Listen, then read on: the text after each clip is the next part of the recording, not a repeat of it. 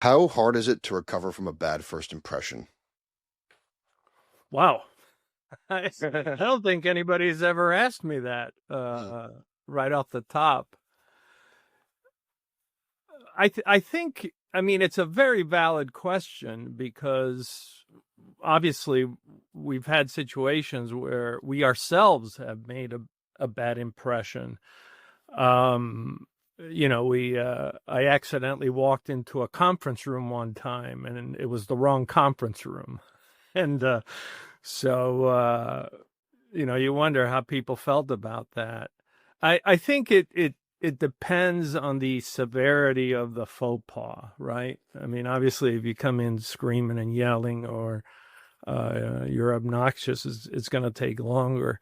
The human brain is kind of interesting. It tends to retain anything negative far longer than positive things. And that's why we remember the bullies and the bad event or the time my car got towed 40 years ago.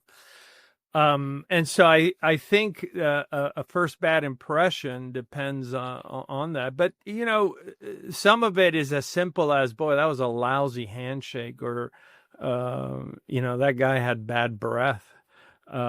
Things like that stay with you for a while. And what's interesting is, as we look more and more at the research, it actually affects not just perceptions, but it affects trustworthiness, how we perceive you on this. Are you a person that we totally trust, or are there deficits there?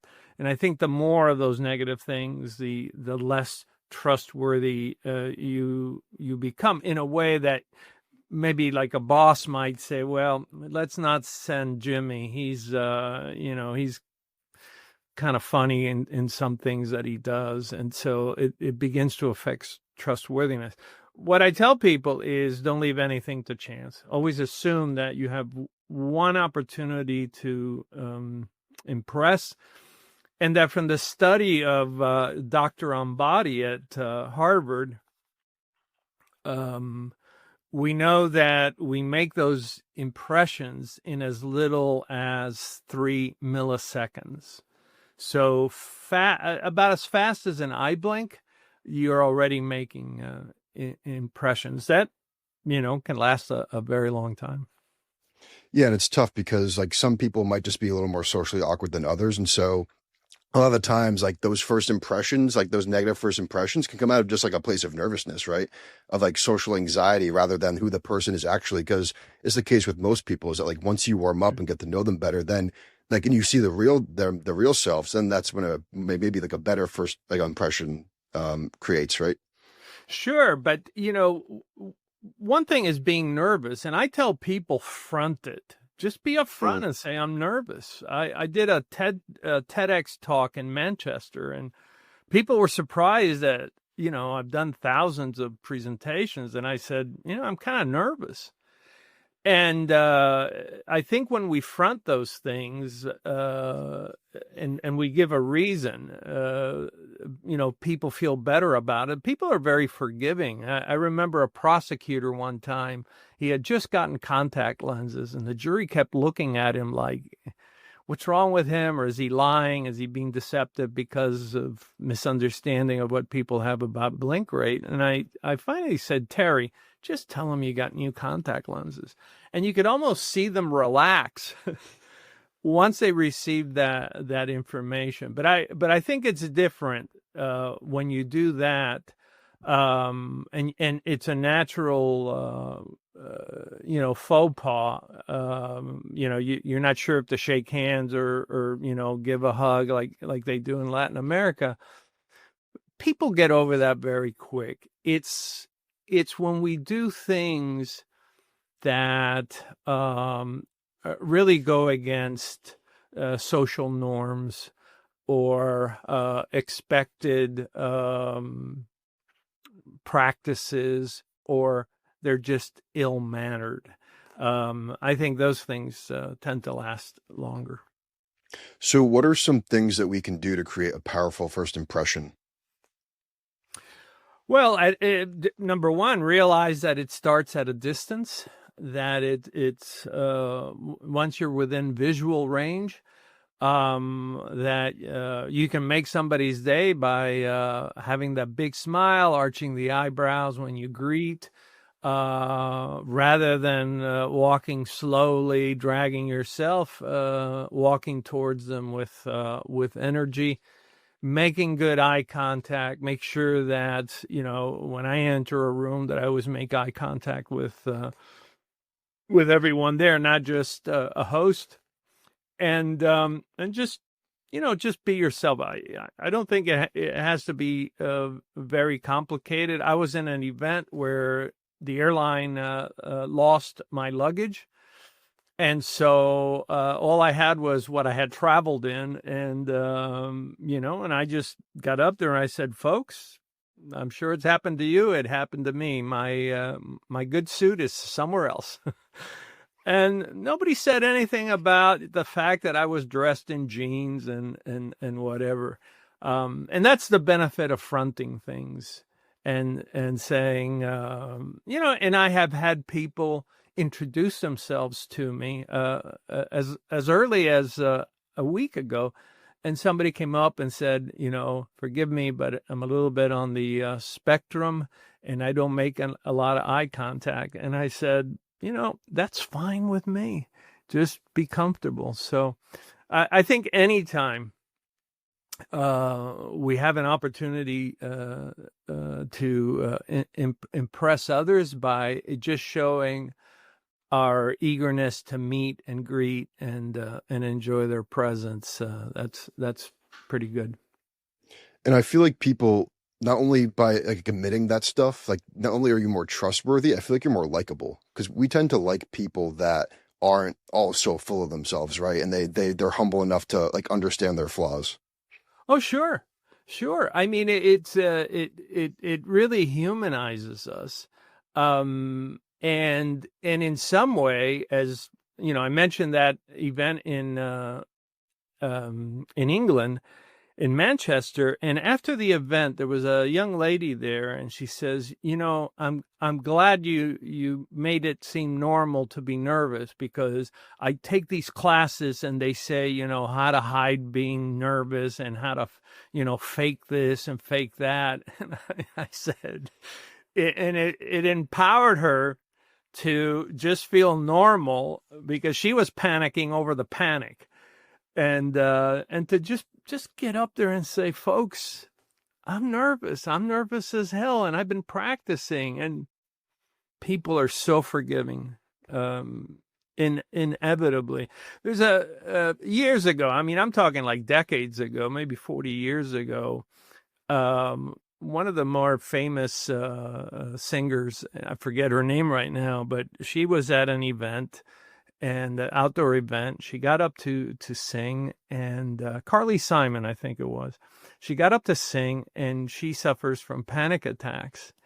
And she told the audience she could barely stand up there. And the audience was so forgiving, so kind, so genteel with her, that she did the whole event.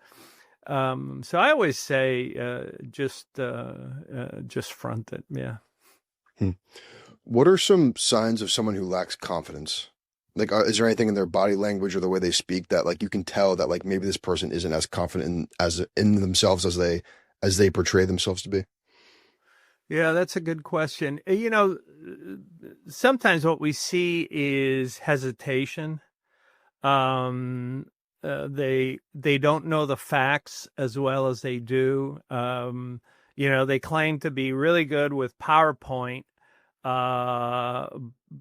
but as you see them working with it, you can tell that they don't know the basic moves, like how to neutralize the screen or how to copy and paste and so forth. So sometimes it has to do with that, but sometimes we're just so nervous, right? I was nervous the other day and I couldn't remember the password for my debit card. Those things happen. What I tell people about confidence is, your confidence can be rattled. You can really get put on tilt if something happens that's very dramatic. And I remember in my own life, when it came to SWAT operations and bureau operations, with time you feel very confident, you know how to transact those things. But my grandmother had passed away, and that event really left me shook up to the point where I looked like I lacked confidence, and I think I did. And I talk about it in the book, Be Exceptional. I extricated myself from that SWAT operation because I lacked confidence. So you can be a confident person, but there can be an event that takes away from that. I think the biggest question that I often get is, how to be confident. And I think the easiest answer that I have found, or at least what's worked for me, if I can borrow from Colin Powell's book title, It Worked for Me, is that I say be confident at least about one thing. And I don't care if you're confident about how to grow corn or mow the lawn beautiful, whatever it is, but learn to be confident about one thing. Learn how to feel that, how you feel when you're confident about that. I go to state fairs and I'm always impressed with young people, how confident they are with, the farm animals they've brought up and other things. In the same way that I'm impressed with science students that have this exquisite experiment. But you don't have to be at that level. If if you're confident with multiplication tables, let's say you're 7, 8 years old, that's fine. But learn how that feels. And then once you're confident about something, then become confident about something else and grow that. I find even in some college students where they are not confident in almost anything. When I ask them, well, what are you really confident in? And it's like they really haven't, are you playing football, lacrosse? Are you in the women's swimming? I don't care if you come in last place, but if, is your swim stroke, elegant and smooth and so forth. And I find a lot of young people are not confident about one major thing, but they want to go into a meeting and be confident. And to that I say, okay, it's not too late, because you can take the next week and study on this one subject and really be confident about the statistics. Let's say you're an analyst and you want to talk about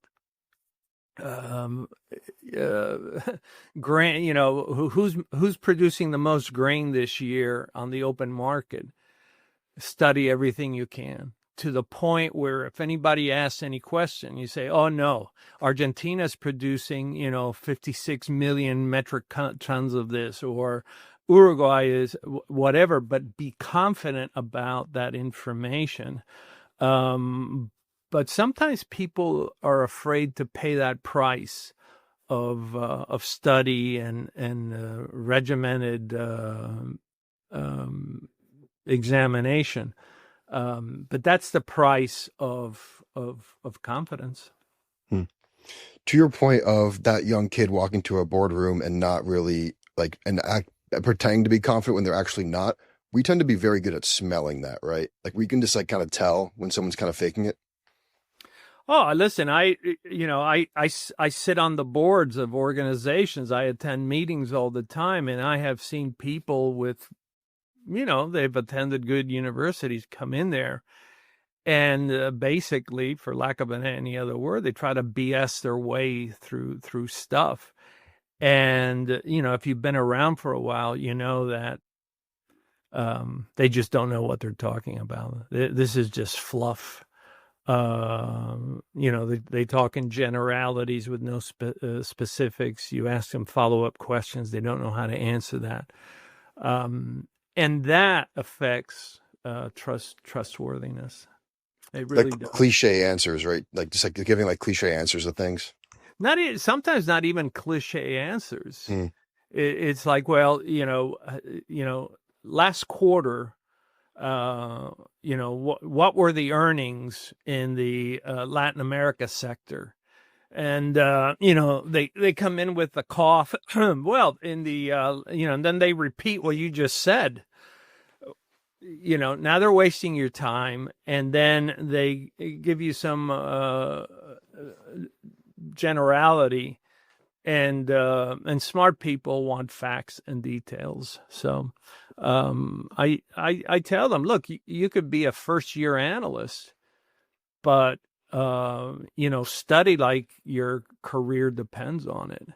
One of the examples I always give is, to go see the show Hamilton. I think the last time I checked, the tickets were like $800. And I say, well, do you know why they charge $800? And why is the play so good? Because they rehearsed 47 times before they ever showed it to the public. And I said, how many times did you rehearse for that meeting? Rehearse for the meeting? Well, why wouldn't you rehearse for the meeting? You're going to be in front of people that are going to be asking questions. Why aren't you rehearsing? Asking yourself, what are they going to ask? How am I going to respond? What if they ask this? What if they need that?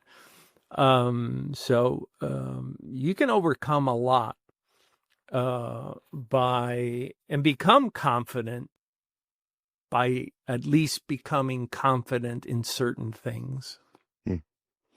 Now, where does speech come into all of this? This is something that I'm thinking about a lot right now, like doing this podcast is like how you should talk, like how, like appearing more confident in your speech. Is there anything you can do for that? Or you talk about like cadence, like how fast you speak? Like if someone's speaking too fast, is that a sign of someone that's not confident? Yeah. Maybe well, let's talk about speech, because speech sometimes is driven by where you are in the world and so forth. I mean, I find myself anytime I'm in New York and I'm in a New York delicatessen, I find myself speaking really fast and ordering really fast, and so less so in the American South.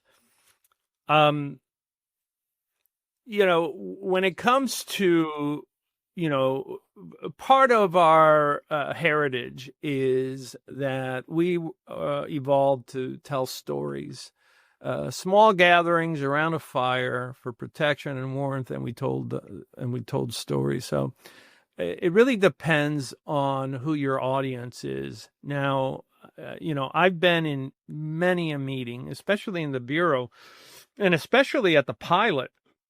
As a pilot, we have very clipped language, right? Traffic left. You know that there's something coming to you from the left. Gear up, okay? Flaps 10 degrees. Everything is clipped and short and concise, and nothing is wasted.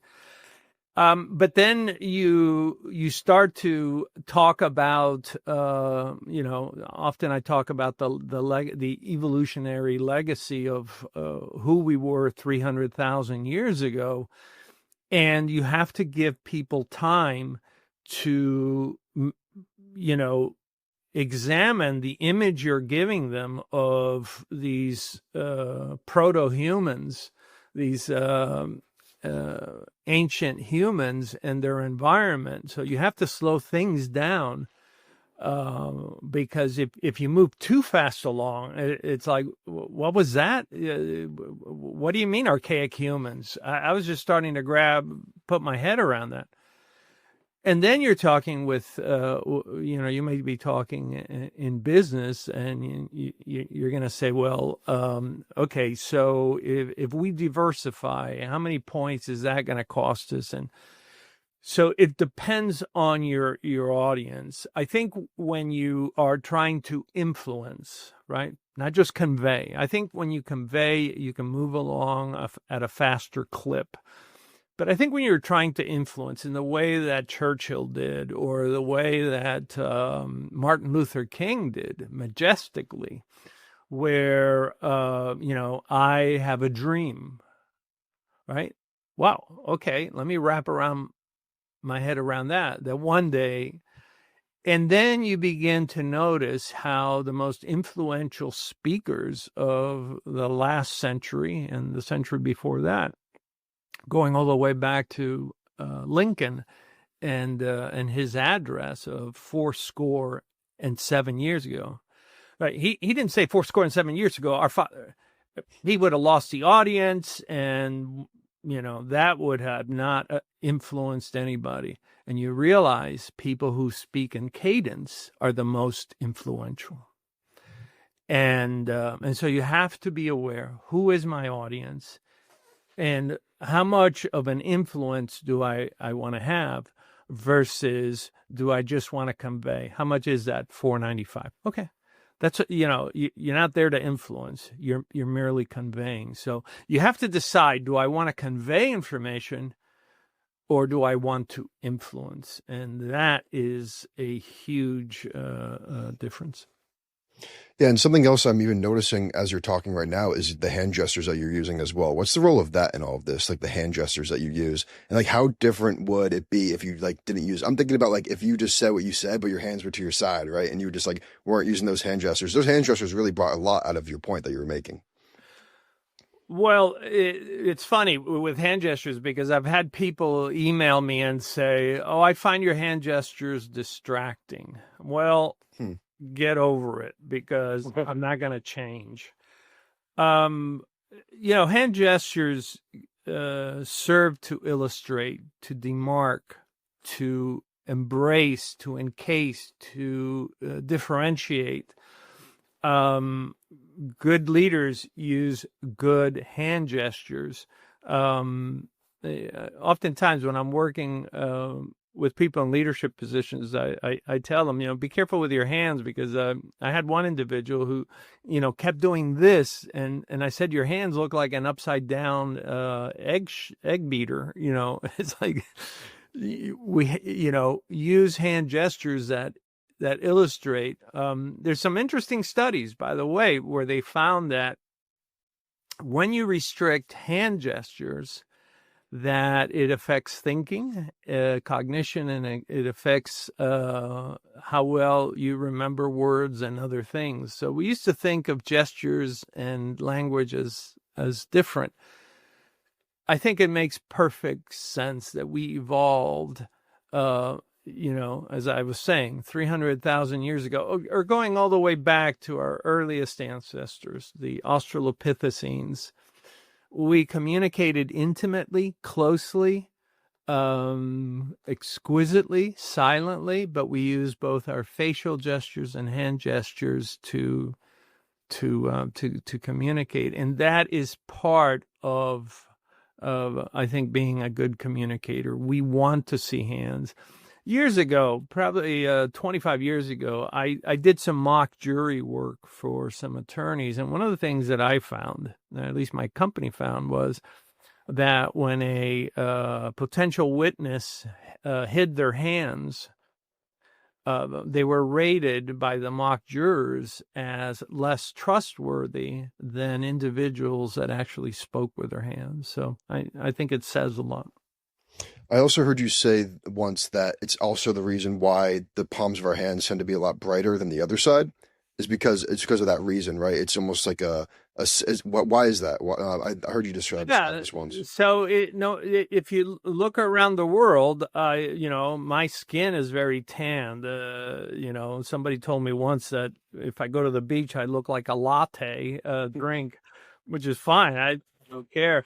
Pigmentation is pigmentation, but that the palms tend to be lighter in color. And I think we have to remember that we were in an environment where once it was nighttime, it was very dark, and it was important to be able to see each other. And I always found it interesting that we could see our teeth in low light, and we could see our hands in low light. And I think this gave us an evolutionary advantage over time, and it certainly helps with communication. People say, well, at least you could see that there were no weapons. I think people forget how expressive a hand is. The difference between saying, hey, how are you, versus, hey, how are you, which is very limited. So I think we do have that capacity to use the hands to communicate emotion. And look, people forget. People ask me about the importance of body language, and I often say we use body language to give opinions. And you go, what? It said, yeah, somebody comes out wearing an article of clothing, and you're looking at it, and you might go, right? You're giving opinions based on your body language, or you may look at it, and and even with your hand, you might go. We give opinions with our nonverbals all the time, so it's part of our means of communication. When you ask about the hands and hand gestures in leadership, we often say that leaders should have broad gestures but smooth gestures. And we do notice that with people in lower rank, that they tend to be a little bit more jittery. Now, what's interesting, and you were doing it, Brian, is because the screen is so small, your gestures tend to be right here within the 20 or so inches that the focal length allows us. And so now we have to adapt to a virtual world where, if I go like this, nobody sees it. And so we have to do it here. Yeah, you wrote one of your many books that you wrote was a dictionary of like over 400 nonverbals. This might be a tough question, but if you had to pick like 2 or 3 of those that are like the most important for the audience to know, what would those be? Yeah, good question. I think the one that really stands out for me is how reflexive our lips are to emotions.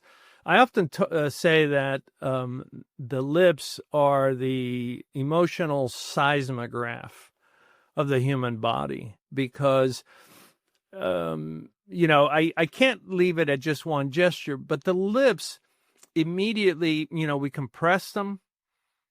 When something's bothering us, we pull them to the side. When we don't like something or we strongly disagree and so forth. So I would say distortions of the mouth in general, whether we crimp, this is called the commissure of the mouth, the corner. We crimp in contempt. I think any distortion of the mouth immediately tells us that there's something wrong. And you certainly see it with babies.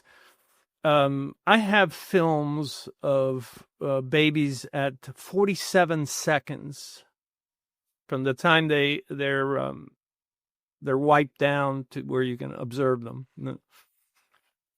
At the 47-second mark, you already see babies distorting their mouths, distorting their chins, in discontent because there's a bright light. All right. Immediate. And what's interesting is a lot of people get hung up on, well, we don't really know the emotion. Don't even go there.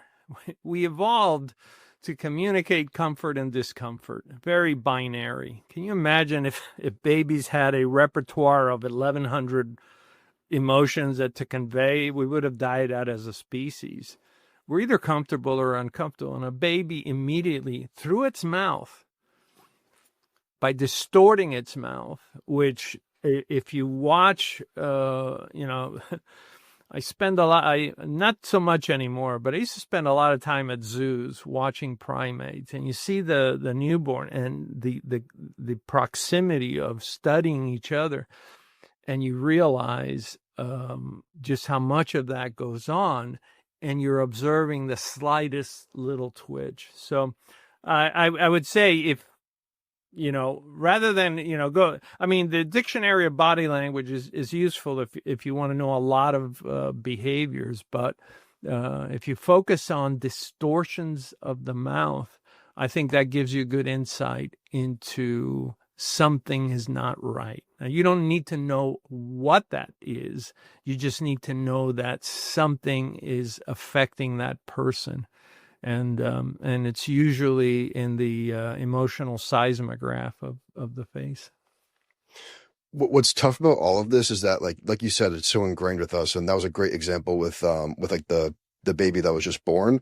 And not only that, like, it's not like we walk around with like a mirror of ourselves. And so I feel like it's really hard for us to know, like, when we're doing these things, unless, something that's been really helpful for me is this podcast, is like watching myself back speak and like my mannerisms that I have. But 99% of people don't have that. And so how do we get a better perception of how we appear in public without like a mirror on us? Yeah, and you're exactly right. When we're talking, we don't know what our lips look like. We know scientifically that when things are good, the lips are full, blood goes in there. They tend to be more shapely. The philtral columns, these little columns here, the philtrum tends to be more robust and so forth. But the minute there's stress, when there's anxiety, the lips flatten, the blood leaves, and so. But you don't, you're not watching that in yourself. I would say, at any one moment, it's difficult to see what we look like. What we can do is actually just record ourselves and say, okay, I'm going to be in a meeting. How about I just record myself for 5 minutes and just give a presentation and then go through it and ask, well, what did that look like? I mentor people all over the world. I have a 15-year-old student from Italy, and he had never watched himself do a presentation for, like, he was going to give it in school. And, inevitably, when you ask, do you feel good about that? They say, no. Okay. What do you think you're doing wrong? Well, I was doing this and I was doing that. You can be your own best critic, because you've been observing the world all this time and saying, you know what, every time I finish a sentence, I shouldn't do this. Yeah, you shouldn't. Every time somebody asks me a question, I shouldn't scratch my head, right? Because it makes me look insecure. So you can go through things and change your delivery and so forth.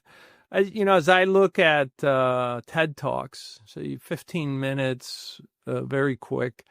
One of the things I find, because people do rehearse for it, is that when there are no objects in front, when you can be open with the public, that there is a certain amount of unanimity in how people best present. They're very open. They're engaging with the audience. There's a certain cadence to how they speak. So there is a way to mirror that, but you should study yourself to see how you look. Now, how does mastering these nonverbal skills and these cues, how does it convert to success in business in your career? Yeah, one of the things that the research shows is that, especially within organizations, be it a club, a team, or an institution, that when the team is in synchrony, it's going to be more productive. It doesn't matter what sport, whether you look at basketball, baseball, any sport. All it takes is one person to be at a synchrony, and you say, well, where does nonverbals fit in that? Well, sometimes it has to do with attitude. Sometimes it has to do with manners. Sometimes it's something as simple as you have somebody on the team that refuses what we call turn yielding. In other words, they hog, the event. They want to be heard all the time. These are nonverbals. And how we carry ourselves. One of the things that I've noticed also with companies is they will ask, who do we want us to represent us? When I go to a doctor's office, I don't know what it is. Maybe it's the day of the week that I go, but inevitably in walks a representative from the pharmaceutical company. And one of the things I've always noticed is how well dressed they are. Immaculately dressed, not a hair out of place. Their shoes are cleaned. They're very well mannered. And you have to ask yourself, they must be doing this for a purpose. And the purpose is that they get to get past the receptionist. Their influence allows them to go further. So we know that, when we talk about nonverbal, so anything that communicates but is not a word, there's many things. There's a really simple but elegant study that was done where they took a person with just a green sweater, and they tasked him with doing certain things, and see how far he could get in doing that. And then they put a little logo on it of a high status company. I think it was Tommy Hilfiger. And they asked him to replicate the same thing to see if this time he would be allowed in to meet with somebody or have a favor done and so forth. And what's interesting, it went from 13%, around 13% of the time he would get in wearing just a green sweater. But by wearing this higher status logo, it went up an order of magnitude. Now that's significant. And what it shows us is that humans are very sensitive to the smallest of things. And so good manners matter. Wearing nice clothing, what the Brits called looking smart. And behaving yourself and talking in a pleasing manner. All these things contribute to greater access, but they also contribute to what I call face time. And that is that the more in synchrony that people are with us, that we will actually increase the amount of time that we give to them. So if somebody's really talking fast to me, I'm going to limit the amount of face time that I'm going to give them because I find it irritating. In the same way that if they're too slow. And so this begins to affect things. Who gets invited to the office luncheons has to do with overall the nonverbals of synchrony and harmony and so forth. So I think as long as you remember that nonverbals is the principal way by which humans communicate, it is our first language. English isn't our first language. Spanish isn't our first language. It's body language is our first language. As long as we remember that and that we're sensitive to it, as long as we do well with it, we will always have an advantage. So what's the role of height in all of this? when it comes to like how people perceive you, maybe like as a leader or like in like a career setting or relationship setting. And something I know about you is I think we're around the same height. I'm like 6'1", 6'2". You're around then there too, right? Yeah, I probably shrunk, but yeah, a good 6'1", maybe a little bit higher. But I think as you age, you tend to shrink a little bit.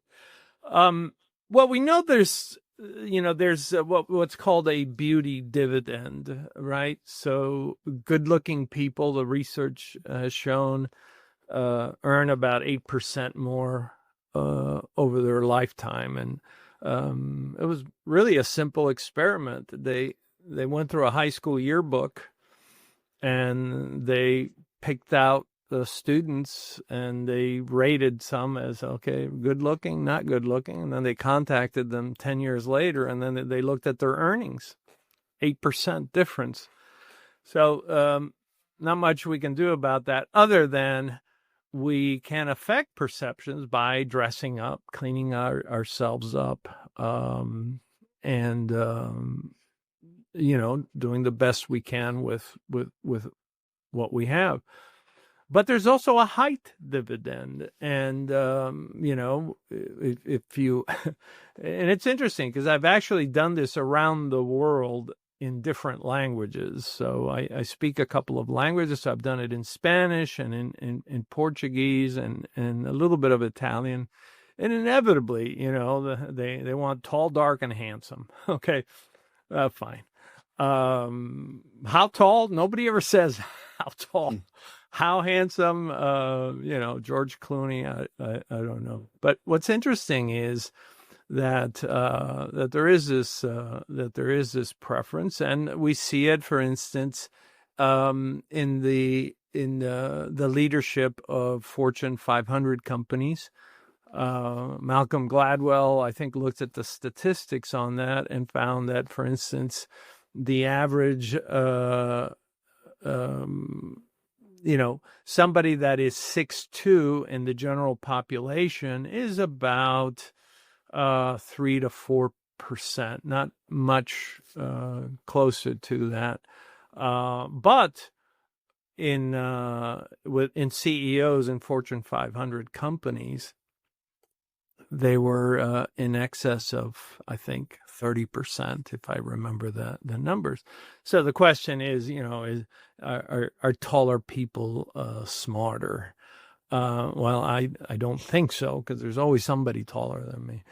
I think it's one of these things that from an evolutionary biologist would say, well, who's the biggest alpha male? That's who we want to protect us. That's who we want to lead us. This is, very biological. Do we have leaders that are smaller? And of course we do. We have very smart. Einstein wasn't, very big or anything like that. But there's definitely a height advantage. And what I tell people is, look at the things that are gratifying, right? Not mesmerizing, but gratifying. Who do we really appreciate? We appreciate people with kindness. We appreciate people that are loving, that care, that are empathetic. Those are the big important things. We may be mesmerized by that guy that walks by the pool and he's 6'4" and he looks like an Adonis. Yeah, that's mesmerizing. But over time, is who do we want to be with and care of? My friends, the people that I'm closest with, the ones that I'm willing to share a meal with. Everybody looks very much differently, but what they do have in common is that they're kind, that they're genteel, that they care about others. And that's all I care about. That is all I care about. I could care less how strong they are and how much they can lift or run or how tall they are. So I think there's some things that are mesmerizing, but I think there are many more important things that are endearing. When you were interrogating people or trying to get information, Hmm. Was there any like telltale signs that they were lying to you? So in other words, how do we know when someone's lying to us? Is there any signs of that? Yeah. Well, we know from this research going back to 1986, and Paul Ekman began to publish articles on the subject, and then he was followed by Mark Frank, Bella DePaulo, on and on. I'm trying to remember everybody's name, but I'm failing here. Judy Burgoon, many others. What they found was that there was no single behavior indicative of deception. And that was a real fallacy that had been promoted for a very long time. And I found the same thing in the FBI. I found it very difficult to detect deception. So I never really focused on deception. What I focused on was, if I ask you a question, what is the effect on you when I ask that question? If I ask you, do you drink milk? You might take do I drink milk? Yeah, I drink milk. Okay, well, that looks like a natural reaction. You're wondering, why would I ask you that? If I ask you, where were you last night? And you go, last night I was home. But then I ask you a follow-up question, and I say, last night when you were at home, did you take a weapon out or play with a weapon or use any weapon? And then all of a sudden, now I see the throat area tighten. Maybe you do a hard swallow. Your lips may become tense. Then my question is, why is this question causing you tension? Because for most people, the answer is no, I watch television. And so the way that I used nonverbals was to look at what were their reactions. So I'll give you an example. Early on in my career, there's a woman in Yuma, Arizona, and her son had killed a highway patrolman, I think in New Jersey, and we thought that he might have run to Yuma to hide. And she was adamant. She wouldn't let me in the house, but at the door she said, "No, I haven't seen my son," and whatever. Okay. But when I asked her, is it possible your son is coming in here and hiding here without you knowing? And she immediately covered. This is called the suprasternal notch, the neck dimple. She immediately covered that and then began to press really down hard on that. And of course, I picked up on that. And then, I talked to her about a few other things. But every time I mentioned, is it possible he's hiding in the house? But her hand would just come back. And I said, look, how about we do this? Let me just, for the records, go say that I went through the house and he wasn't here, and then we never have to worry about this again. And for whatever the reason, she allowed me to come in the house, thinking I would just do a walkthrough. Well, I found her son with a gun in his hand, which to this day I could have died that day because I had no protection. But sure enough, he was hiding in the house. So what I was witnessing was her reaction to a very specific question. Is he hiding in the house? And that caused her to protect her throat. So this is one of those ancient behaviors. Like I said, going back 300,000 years ago, much the same way as when we cover our mouths. When we see something horrible, in the one instance, we're covering our neck from large felines, large cats. And in the other instances, we're blocking our breath so we don't broadcast our breath. And so we have, even when we're down 1 point and we say, why are we doing this? You don't realize this is part of our paleo circuit. So that's how I use nonverbals. But to sit there and say, oh, he scratched his nose and therefore he's lying, First of all, there's no science to support that, and it just doesn't work that way. Hmm. What traits are you think are the most essential for long-term success in life? Actually, those are really easy. Mastery of self. You know, I talk about this in my book, Be Exceptional, is create, don't expect any university to teach you what you need to know. You need to go out and find everything you need to know. So create your own mastery program, create your own apprenticeship, number one. And number two is get your vices and get your emotions under control.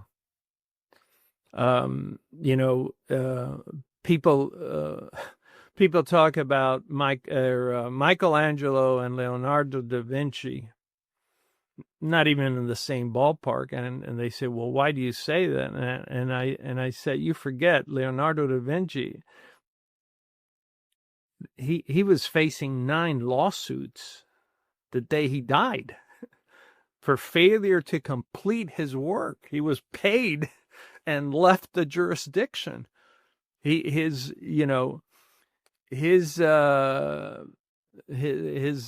interests, his lack of focus, his lack of being able to fulfill assignments. 9 lawsuits?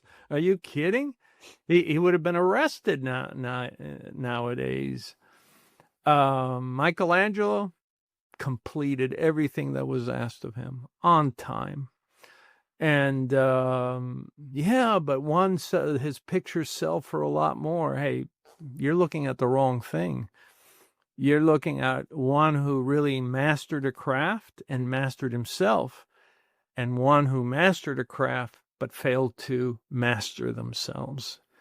And even in his day, he had to flee from one jurisdiction to the other. I'm talking about Da Vinci, because he just failed to do his work. So I think that kind of focus. I think curiosity is a powerful trait. Be curious about everything. Don't be accepting of everything, but be very curious. And I think the other one I would have to say is become a problem solver. It's easy to just be indifferent, but I think we treasure people who are willing to solve problems. Here, let me get this for you. Let me get that for you. Let me open the door for you. Let me hold that. Let me help you. And I think those people are the ones that we really enjoy.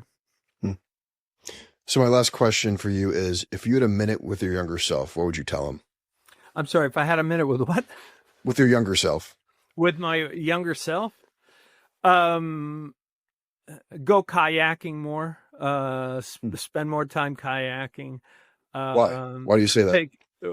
Well, because I think I took things when I was young too seriously. It was like, okay, you got to solve this crime. You got to do this. You got to do that. You got to, we were very poor, so I was helping my parents with money and other things, and it's like take time to just do what you like, which is to be alone, go out kayaking, and just be by yourself. So yeah, that would be about it. Everything else, I've tried to do the best I can, but time flies.